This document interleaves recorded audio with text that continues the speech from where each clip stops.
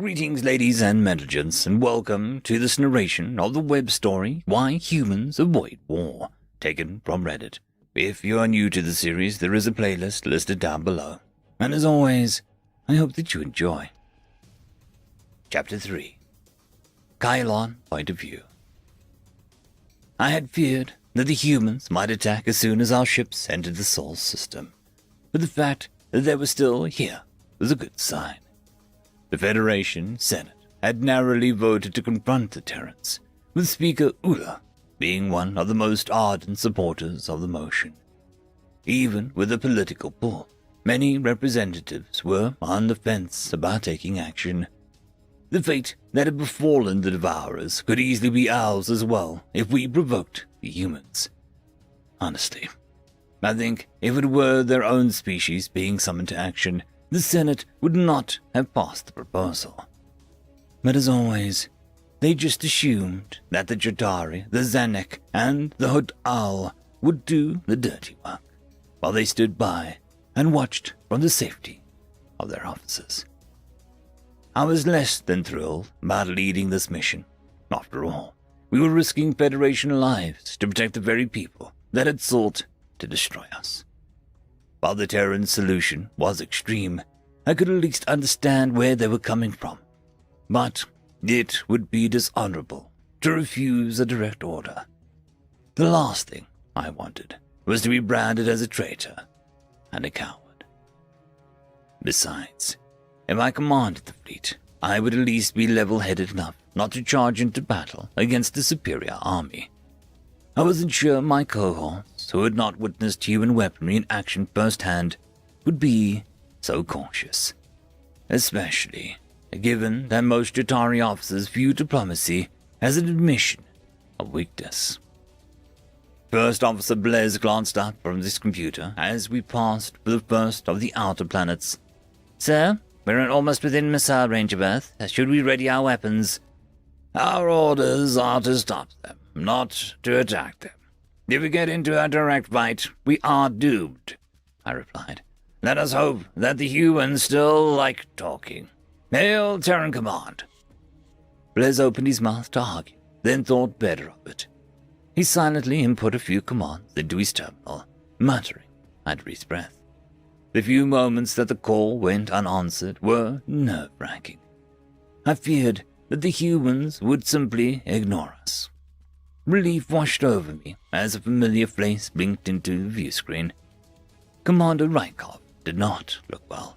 His black hair was disheveled, his uniform was wrinkled, and dark circles had taken up residence under his eyes. This was a far cry from the radiant and confident man who had come to our rescue yesterday. It seemed that he should be resting rather than on the bridge of his ship, but I feared pointing out his condition would cause offense. The human officer stared into the camera, a pleading look in his face. "General, we strongly advise that you turn your ships around and stand aside." "I can't do that. What you're about to do is wrong. Intelligent life is sacred, and killing off an entire species is a crime against sentience." I said, "The Devourers have hardly shown that they are sapient. I'm surprised you of all people have rushed to the defense," Rykov mused. "It hasn't even been a full day since they wiped out thousands of your ships. You and I both know if we hadn't shown up, they would have killed all of you without a second thought." I flinched. "Don't remind me. For all that they've done, I don't want to see the entire species slaughtered. That makes us just as bad as them. Their actions don't make yours right." Commander Rykov sighed. "Well, it seems that we're at an impasse. I assume you're going to attack us if we don't stand down." "We just want to talk. You don't have to do this. Your species has a moral code, right?" I took a deep breath, trying to collect my thoughts. "What if there are innocent people, children and civilians on their home world?" "Look, I don't like what we're about to do, but I have my orders. We don't even know if they're civilians or if they can show emotion." "Exactly, we do not know. What's the harm in waiting and getting more information? Don't you want to know why they're doing this?" "I'd like to understand." Rykov tilted his head as though thinking. "I suppose It wouldn't hurt to gather some intelligence. Hell, might come in handy down the road. What would you suggest? Do you think that you can capture one of their ships? We need to bring one of them in alive. Yeah, I think we can do that, General. What would you say to joining us in person on our flagship? We'd rather stand together than as enemies. I weighed my options. This could easily be some sort of human trickery, luring the highest-ranking Federation officer to their headquarters just to be present. Taking me out of the picture would disrupt our fleet's command. It was only natural to find their offer a bit suspect. But I figured if Rykov's intentions towards us were malicious, we wouldn't be having this dialogue in the first place.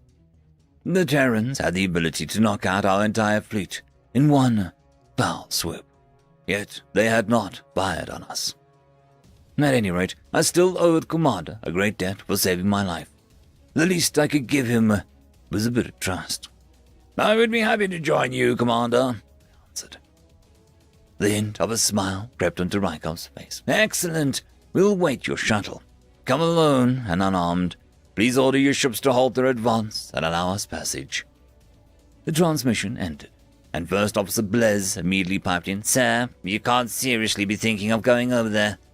I scowled at him, not appreciating my decisions being called into question. I have to. It's our only chance at talking the humans down, and it'll be the first time anyone has spoken with the enemy firsthand. Of course, any insight I could glean into the Devourer's nature would be priceless for the Federation, but I would be lying if I said my curiosity was personal. I delighted in the possibility of demanding their reasons myself. Mass murder was not the solution, but our foes needed to be held accountable for the losses that they had inflicted.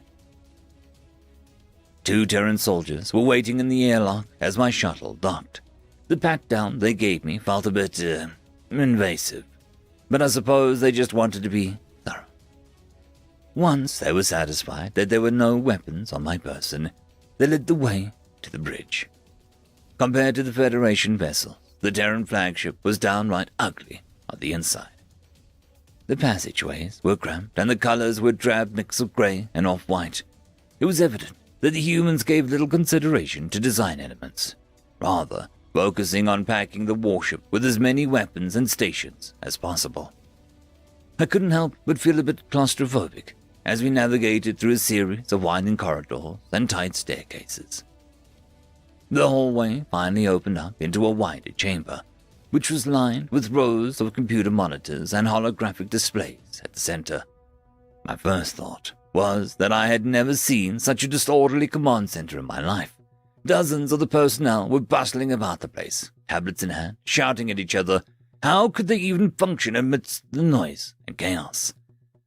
Commander Rykov was at the heart of this madness, studying a projection of the Devourer fleet. 2 officers stood by his side. From what I overheard, it seemed that they were providing rough estimates of the enemy capabilities and reviewing a plan. I grimaced and rubbed my forehead as I walked over to them.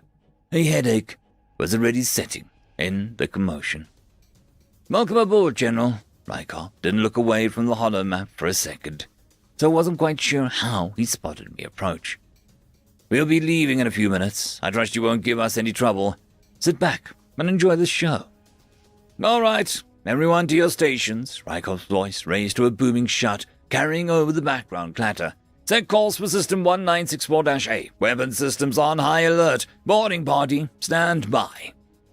In an instant, all conversation ceased, and the crewmates scrambled to their posts. A silent, attentive team replaced the mayhem in a flash. I marveled at how drastic of a shift it was, watching as they executed their assignments with trained efficiency. The duality of humanity was as evident in their day-to-day operations as it was in their martial policy. A familiar, sinking feeling clasped my stomach as we slipped into hyperspace. There was a strange, rattling noise echoing from the walls, suggesting that the ship was pushing the upper limits of warp speed. The human craft leapt back to real space in a matter of minutes on the fringes of Devourer territory. Now sensors are detecting a formation of 16 ships on patrol trajectory within weapons range, sir. a young officer called out. Commander Rykov nodded. Very good. I want all of the ships but one destroyed before they know what hit him. We disabled the Lost and board her. We need systems online so EMPs are off the table. Stick 'em with conventional weapons. Let's go. I watched out the viewport as hundreds of missiles sailed towards the fleet. An indicator flashed on the display, tracking the target locks. It seemed that the computer was remotely piloting the weapons. The patrol ships pivoted around to face us, firing kinetic rounds in an attempt to destroy the projectiles. Their bullets connected with a few missiles, but with only seconds to react, there was no way to take out all of them. The human explosives punched through the metallic devourer hulls like they were paper. The force of the multiple simultaneous detonations ripped them down to their skeletons, tossing deformed metal in all directions. The only ship that remained was a straggler at the rear of the formation. A single projectile clipped their last cruiser, tearing a gash in its side. There was no way the vessel could jump away while venting atmosphere. A human transport approached the crippled ship. It was unclear what the boarding party would face inside. But after the unfettered might that I'd witnessed again, I had confidence that any devourer resistance would be put down with little trouble. Rykov tapped his foot impatiently as his men swept the craft. Team leader, status report please. Sir, we have found 2 unconscious enemy combatants aboard. Life support appears to have been shut off. The gruff male voice crackled over the speaker. We didn't hit their computers or their power. They did this themselves. What? Then attempting suicide rather than being captured? The commander trailed off. Get them back to the ship at once. Try to resuscitate them. Yes, sir. We're on it. I frowned. Confusion. Why would the devourers switch off their life support? Perhaps it was about honor. But it made no sense to opt for slow suffocation over a simple bullet to the brain. I'd hoped that the human medics were as proficient as their soldiers. There were so many questions to ask, but dead men wouldn't give us any answers. End of chapter.